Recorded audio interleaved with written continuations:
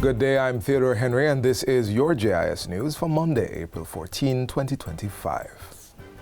Prime Minister Dr. Andrew Holness is inviting further investment and partnerships in Jamaica's business process outsourcing BPO space, which he says is being positioned as one of the country's dynamic growth industries.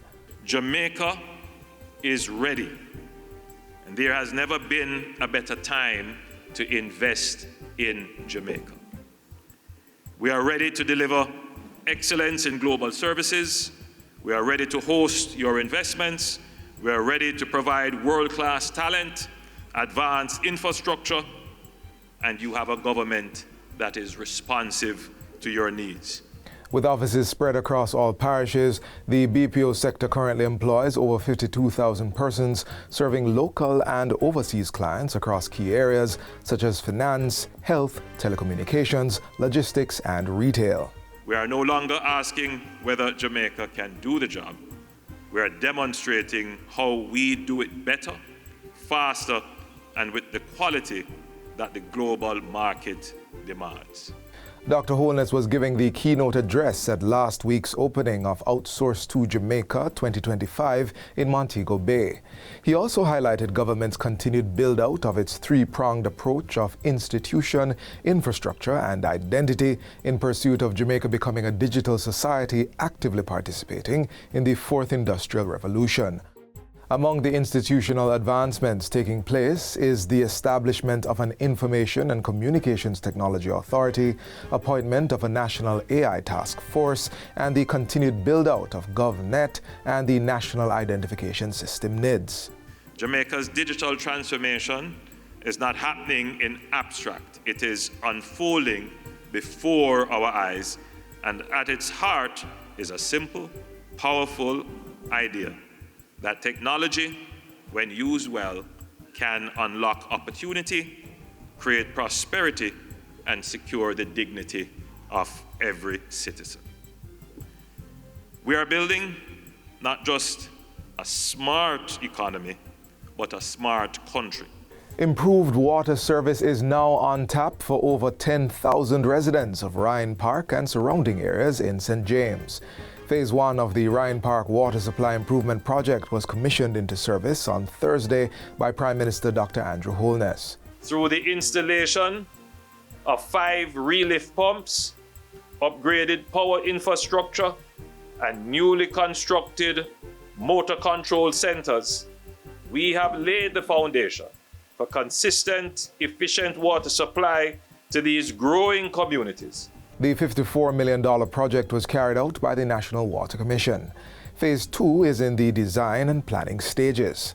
Following the commissioning ceremony, the Prime Minister toured the Ryan Park pumping station where 2 pumps were recently installed. Public passenger vehicle PPV operators will now have greater flexibility and access to newer, more efficient vehicles following Cabinet's approval of amendments to the 2014 Motor Vehicle Import Policy. Transport Minister Darrell Vaz outlined the updated age limits for imported PPVs at last week's post-cabinet press briefing. For the public passenger transport sector, imported vehicles with seating capacity not exceeding 8 persons must not be older than 10 years, up from 8 years. Imported vehicles with seating capacity between 12 and 15 persons must not be older than 15 years.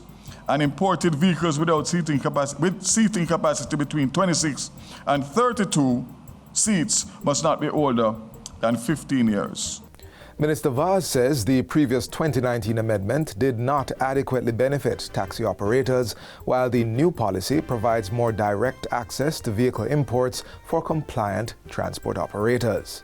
He has the option to import that vehicle directly by going online to the auctions, going to direct to suppliers in Japan or wherever else, and buy it at source, which means that he is not being held to the point of where he has to pay additional cost to dealers, middlemen. Meanwhile, the Transport Authority and St. Anne Municipal Corporation are partnering to construct a dedicated taxi car park in Discovery Bay. Transport Minister Darrell Vaz says the facility is to be built on land valued at approximately $10 million, which was gifted to the municipality by the Noranda Bauxite Company. The facility as it stands now, will serve as a main terminal point for over 250 taxis operating in that area. For taxi operators plying the routes, Discovery Bay to Falmouth, Discovery Bay to Brownstown, Discovery Bay to Runaway Bay, Discovery Bay to Farmtown, Discovery Bay to St. Anne's Bay, and the surrounding areas. The Kingston and St. Andrew Municipal Corporation, KSAMC, has also given the green light for the South Parade car park to be converted to a taxi car park. This new car park will be the terminal point for 4 route taxi routes.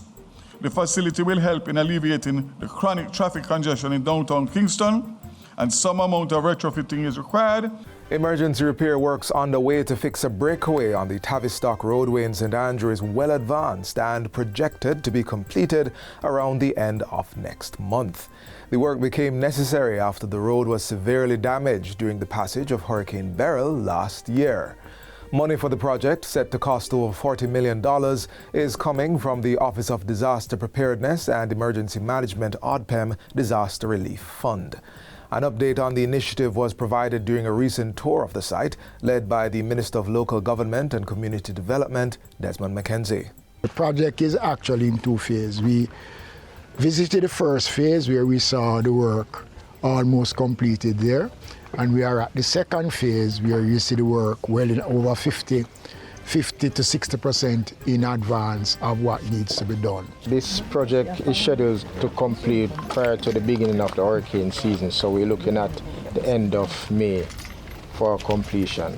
To full reinstatement of Roadway, the area that is disturbed adjacent to the wall that is being constructed would also be asphalted. So the residents, after the work is completed, can have a smooth surface in order to traverse. And finally, the Vineyard Town Golden Age home in Kingston has received a $25 million centralized storage facility. The newly constructed building comes with office and archive spaces, as well as rooms for the storage of food and other supplies. It was officially opened by the Minister of Local Government and Community Development, Desmond McKenzie, recently.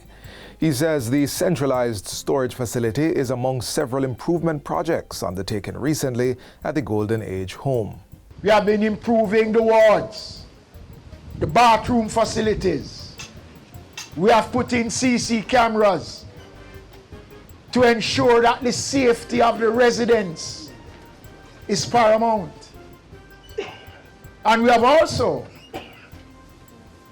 said to the staff, and I will be announcing this, that we are going to now provide further training to improve service delivery for the staff here at Vineyard Town and right across the infirmaries in the country. Minister McKenzie reiterated the government's commitment to those who are in need of support from the state. In a couple days' time, I will be handing over one of two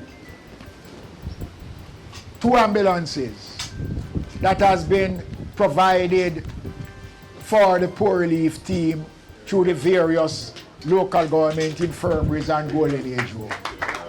And I must say that in round 2, the Vineyard Town Golden Age home will receive their ambulance in round 2 of the tender. The Vineyard Town Golden Age home is the largest care facility for seniors in Jamaica and the Caribbean, housing over 450 residents. And that's it for JIS News Today. I'm Theodore Henry. Thanks for watching.